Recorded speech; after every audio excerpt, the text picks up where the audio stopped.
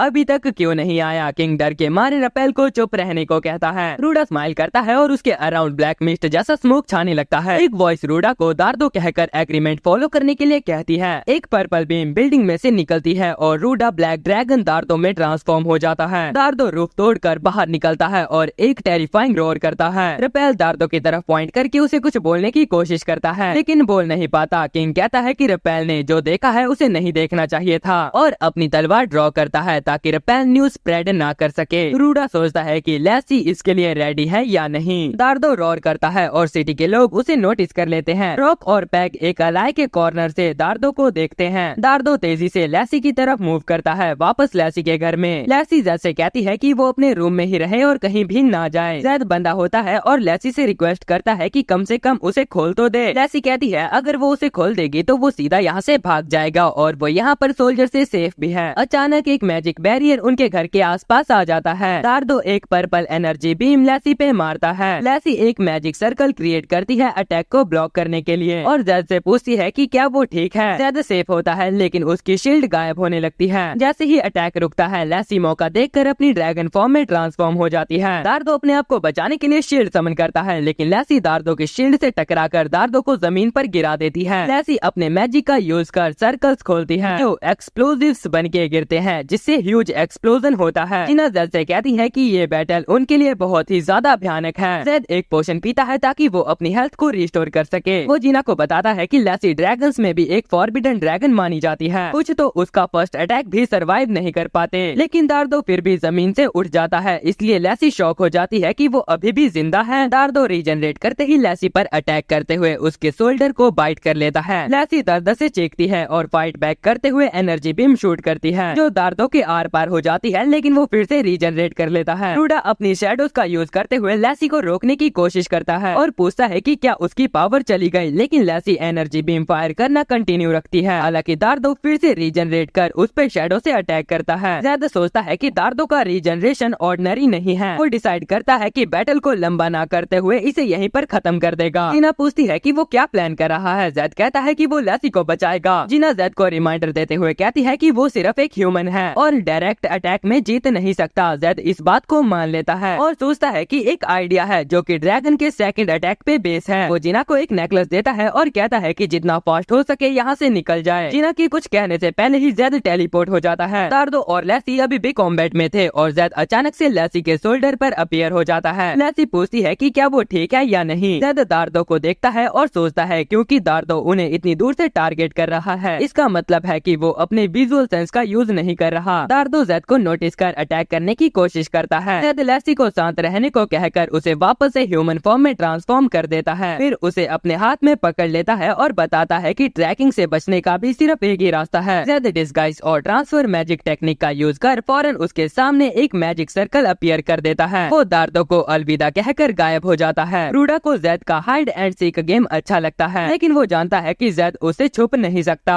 थोड़ी देर बाद जेड जीना के पास टेलीपोर्ट हो जाता है, जो कि तब तक बैटल अरीना से दूर जा चुकी थी। वो लेसी को नीचे गिराता है और कहता है कि मूव ना करे। फिर उसका दूसरा हॉर्न भी काट देता है। जीना शॉक में थी और देख रही थी कि लेसी की मैजिकल पावर ड्रॉप हो गई है और वो अपना हॉर्न उठाकर रोना शुरू कर देती है। दार्दो गुस्से में चीखने लगता है कि उसे समझ नहीं आ रहा कि लेसी का पावर रिएक्शन क्यों गायब हो गया। जेड जीना को बताता है कि दार्दो उनको लेसी के थ्रू ट्रैक कर रहा था और लेसी की पावर गायब होने के बाद दार्दो सोचता है कि वो ऑलरेडी बैरियर के थ्रू एस्केप कर चुका है। लेसी जेड से कहती है कि वो उसकी पावर गायब नहीं कर रहा, वो उसकी पावर खत्म कर रहा है। जेड जवाब देता है कि वो कन्वेंशनल ट्रैकर यूज नहीं कर सकता क्योंकि लेसी की पावर बहुत ही ज्यादा इंटेंस है। इसी बीच दार्दो अपनी असली फॉर्म में ट्रांसफॉर्म हो जाता है और बैरियर टूट जाता है। रूडा हैरान होता है कि जेड और लेसी ने क्यों भागकर उसका सामना नहीं किया। जेड उसे दया भरी नजरों से देखता है। रॉक वापस डीमन लॉर्ड के कासल में आ जाता है, जहाँ पर वो कपड़े पहनकर थ्रोन रूम में चला जाता है, जहाँ कुछ लोग ऑलरेडी वेट कर रहे थे। करण जो कि last of the big four था। रॉक और करण एक दूसरे को देखते रहते हैं बिना आई कांटेक्ट तोड़े। इसी के साथ ये वीडियो और एनिमे यहीं पर ही खत्म होता है। अगर आपको ये वीडियो थोड़ी सी भी अच्छी लगी हो तो प्लीज लाइक शेयर सब्सक्राइब कर लेना। मैं मिलता हूँ आपसे अगले अमेजिंग रिकैप वीडियो में, तब तक के लिए बाय बाय।